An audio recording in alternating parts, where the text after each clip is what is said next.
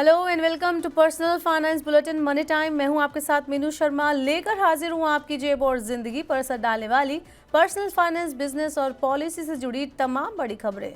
लेकिन इसके अलावा इस बुलेटिन में हम आपको देंगे 1 फरवरी को पेश होने वाले देश के आम बजट की एक बड़ी अपडेट। तो चलिए देर किस बात की, फटाफट शुरू करते हैं इस बुलेटिन में खबरों का सिलसिला। चलिए बुलेटिन की शुरुआत ही करते हैं अपनी बजट रिलेटेड अपडेट के साथ। आपको बता दें कि इस बार के बजट में ओल्ड और न्यू टैक्स रिजीम को लेकर बड़ी घोषणाएं हो सकती है। मीडिया रिपोर्ट्स की माने तो सरकार इस बार के बजट में ओल्ड और न्यू टैक्स रिजीम को मर्ज कर सकती है। दरअसल सरकार लगातार न्यू टैक्स रिजीम को प्रमोट कर रही है। इसी क्रम में टैक्सेशन की जटिलता को कम करने के लिए दोनों टैक्स रिजीम को मिलाकर एक सरल इनकम टैक्स रिजीम पेश की जा सकती है। एक्सपर्ट्स की माने तो इस कदम से टैक्स सिस्टम ईजी होगा, जिससे टैक्स पेयर्स को डिसीजन लेने में आसानी हो सकेगी। आपको बता दें कि मौजूदा समय में दोनों व्यवस्थाएं लागू है। ऐसे में टैक्स पेयर्स के लिए एक व्यवस्था को चुनना ही सबसे बड़ी चुनौती होता है। दोनों ही व्यवस्थाओं में अलग अलग सुविधाएं दी जाती है। ऐसे में टैक्स पेयर्स को अपने लिए एक सही व्यवस्था चुननी होती है। ओल्ड और न्यू टैक्स रिजीम में ये चुनना कि कौन सी ठीक है, टैक्स के प्रोसेस को कॉम्प्लिकेटेड करता है, जिससे बचने के लिए सरकारी कदम उठा सकती है।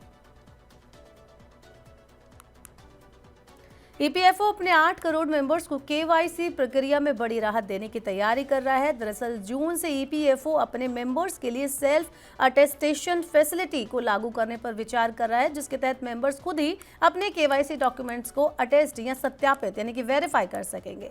इस पहल का प्रमुख उद्देश्य ईपीएफओ के प्रोसेस को आसान करना है। जिससे पहले केंद्रीय मंत्री मनसुख मंडाविया ने मोबाइल ऐप लॉन्चिंग की बात कही थी। बता दें कि आईटी सिस्टम अपग्रेडेशन और मई जून तक ईपीएफओ 3.0 ऐप के लॉन्च करने की भी बात कही गई थी। इन सब कदमों के जरिए सरकार ईपीएफओ से पैसे निकालने, अकाउंट मर्ज करने और अन्य कामों को आसान करने की दिशा में काम कर रही है। साल 2024 नए निवेशकों की संख्या के हिसाब से बेहद शानदार साल रहा। एनएससी के आंकड़ों के हिसाब से 2024 में 1.52 करोड़ नए एक्टिव इन्वेस्टर्स जुड़े हैं। हालांकि नए इन्वेस्टर्स में सबसे ज्यादा हिस्सा डिस्काउंट ब्रोकिंग प्लेटफॉर्म्स जैसे जीरोधा, ग्रो और एंजल वन का रहा।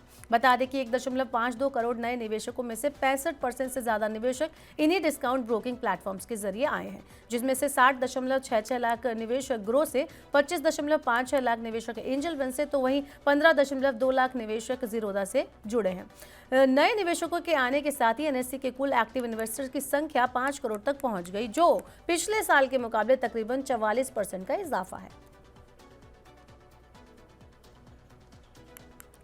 देश की म्यूचुअल फंड इंडस्ट्री तेजी से आगे बढ़ रही है। बीते कुछ सालों में म्यूचुअल फंड आम लोगों की पसंद बन रहा है। दरअसल सितंबर के बाद से शेयर बाजारों में आई सुस्ती के बावजूद इक्विटी म्यूचुअल फंड में पैसे आने की रफ्तार थमी नहीं है। दिसंबर में इन फंड्स में 41,156 करोड़ का नेट इनफ्लो आया, जो कि सालाना आधार पर 144% की ग्रोथ को दिखाता है। वहीं 2024 में इक्विटी फंड्स में इनफ्लो 3.9 लाख करोड़ रुपए के रिकॉर्ड स्तर पर पहुंच गया। इक्विटी म्यूचुअल फंड के लिए दिसंबर दूसरा सबसे बढ़िया महीना रहा।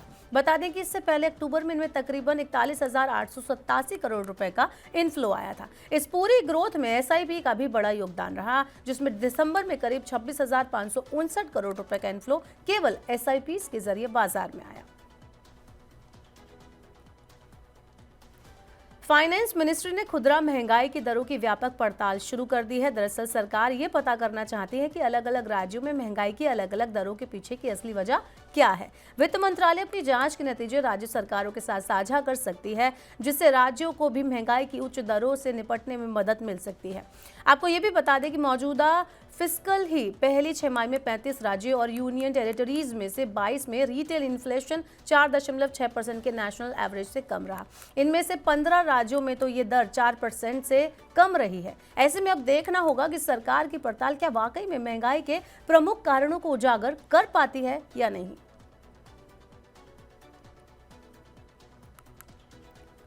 ग्लोबल मार्केट में कमजोर ट्रिगर्स के बीच घरेलू शेयर बाजार में गिरावट का सिलसिला थम नहीं रहा है। लगातार तीसरे दिन शुक्रवार को भी शेयर मार्केट में गिरावट दर्ज की गई। सेंसेक्स जहां 241 अंक की गिरावट के साथ 77,378 पर बंद हुआ, वहीं निफ्टी भी 86 अंकों की गिरावट के साथ 23,440 पर बंद हुआ। तीसरी तिमाही के सुस्त नतीजे आने के कारण और साथ ही कच्चे तेल की बढ़ती कीमतों और डॉलर की मजबूती जैसे ट्रिगर्स के बीच भारतीय शेयर बाजार पर आज दबाव दिखाई दिया। इसके साथ ही फॉरेन इंस्टीट्यूशनल निवेशकों की बिकवाली ने भी बाजार के मूड को खराब कर दिया। आज के दिन टॉप लूजर्स में IndusInd bank, NTPC, UltraTech Cement, Sun Pharma, Axis Bank, Bharatiya State Bank, Tata Steel, Power Grid, Adani Ports और कोटक महिंद्रा बैंक शामिल रहे। वहीं नतीजों के बाद टीसीएस आज के दिन टॉप गेनर बना रहा। इसके अलावा टेक महिंद्रा, एचसीएल टेक, इन्फोसिस और बजाज फिनसर्व के शेयर भी बढ़त के साथ बंद हुए। देश का माइक्रो फाइनेंस सेक्टर एक बड़े संकट से गुजर रहा है। दरअसल सरकार माइक्रो फाइनेंस कंपनियों से लगातार कर्ज सस्ता करने की मांग कर रही है। हालांकि कंपनियां एनपीए यानी नॉन परफॉर्मिंग एसेट की समस्या से जूझ रही हैं। करीब 50 लाख छोटे कर्ज लेने वालों ने 4 या उससे ज्यादा कंपनियों से कर्ज ले रखा है। आपको बता दें कि 1 से ज्यादा कंपनियों से कर्ज लेने वालों की संख्या कुल माइक्रो फाइनेंस कर्ज धारकों का 11% है। लोन चुकाने में असमर्थ लोग दूसरी कंपनियों से लोन लेते हैं और इस तरह माइक्रो फाइनेंस में डिफॉल्टर्स की संख्या में भी इजाफा हो रहा है।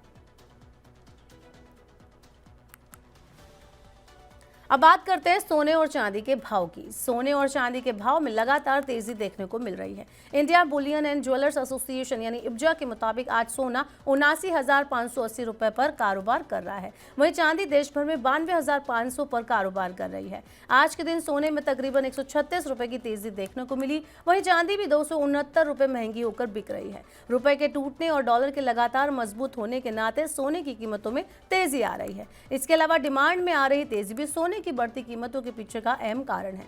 बता दें कि दिल्ली में सोना 79,360 रुपए प्रति 10 ग्राम पर बिक रहा है। तो ये थी आज के लिए मनी टाइम में तमाम बड़ी खबरें। अब वक्त हो गया आपसे विदा लेने का। अब आपसे होगी सोमवार को मुलाकात। पर्सनल फाइनेंस से जुड़ी खबरों को पढ़ने, सुनने, उनसे जुड़े खास कार्यक्रमों को देखने के लिए आप मनी 9 के यूट्यूब चैनल को जरूर सब्सक्राइब कर ले। साथ ही आज का हमारा मनी टाइम आपको कैसा लगा नीचे कमेंट बॉक्स में अपना फीडबैक देना हमें ना भूले। फिलहाल के लिए इस बुलेटिन में इतना ही। बने रहिए मनी 9 के साथ। नमस्कार, शुभ रात्रि।